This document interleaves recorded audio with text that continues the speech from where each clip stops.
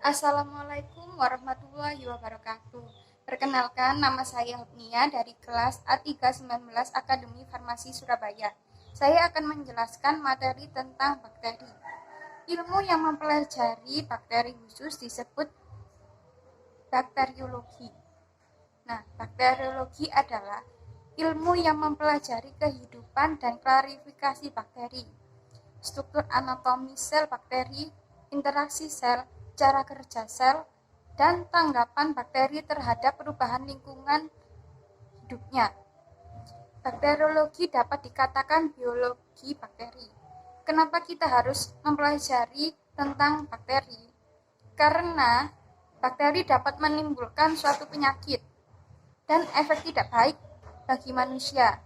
Dan ada juga efek baik untuk membantu kerja manusia, contohnya seperti sebagai pupuk, bermanfaat dalam pengobatan, agen untuk fermentasi, dan lain-lain.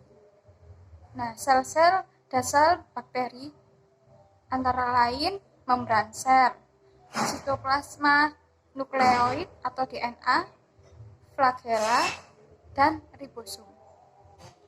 Sel bakteri akan membentuk endospora pada kondisi lingkungan yang tidak menguntungkan. Contohnya, kekurangan nutrisi dan air, suhu yang sangat panas, dan suhu yang sangat dingin. Misalnya pada bakteri Clostridium dan Bacillus. Bakteri prokariot dan eukariot. Sel eukariot dibanding dengan prokariot. Struktur prokariot pada organel terkadang tidak ada, sedangkan struktur organel pada eukariot lebih lengkap. Ukuran bakteri. Kita mengukur bakteri menggunakan alat mikroskop karena bakteri sangat kecil dengan rata-rata berdiameter 1,25 mikrometer. Bakteri terkecil yaitu Dialister pyomosynthes dengan panjang 0,15 sampai 0,30 mikrometer. Bakteri terbesar yaitu Spirillum voluntas dengan panjang 13 sampai 15 mikrometer. Bentuk bakteri ada 3 macam, yaitu bentuk batang atau basil, bentuk bulat atau kokus, dan bentuk spiral. Perkembangbiakan bakteri. Bakteri berkembang biak dengan cara 1. Rekombinasi genetik. Rekomendasi genetik merupakan pemindahan secara langsung bahan genetik atau DNA di antara dua sel bakteri. 2. Pembelahan diri secara binar atau langsung merupakan sel bakteri yang membelah menjadi dua sel anakan dan sifat selnya sama dengan sel induknya. 3. Rekomendasi genetik merupakan proses pertukaran elemen genetik yang dapat terjadi antara untaian DNA yang berlainan atau antara bagian gen yang terletak pada satu untaian DNA. Macam-macam rekombinasi genetik pada bakteri ada 3, yaitu transformasi, transduksi, dan konjugasi. Bakteri dapat bergerak menggunakan flagel. Flagel adalah bulu-bulu cambuk yang dimiliki beberapa jenis bakteri dan letaknya berbeda tergantung pada spesiesnya.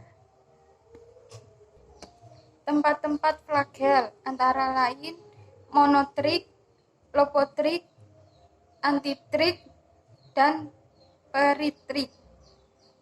Mekanisme bakteri dalam menimbulkan penyakit, invasi, kemampuan bakteri untuk menyerang dan menyebar,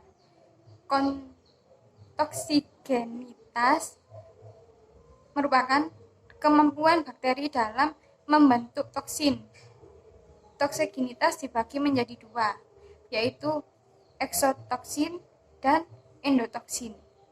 Macam-macam bakteri berdasarkan sumber oksigen yang diperlukan dalam proses respirasi, yaitu bakteri aerob dan anaerob. Bakteri aerob merupakan bakteri yang menggunakan oksigen bebas dalam proses respirasi. Sedangkan bakteri anaerob bakteri yang tidak menggunakan oksigen bebas dalam proses respirasi.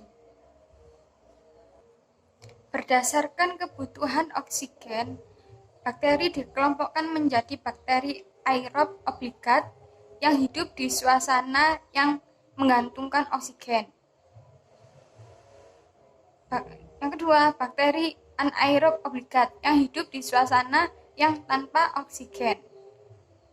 Sedangkan bakteri anaerob fakultatif yang hidup tanpa oksigen dan hidup di suasana yang beroksigen.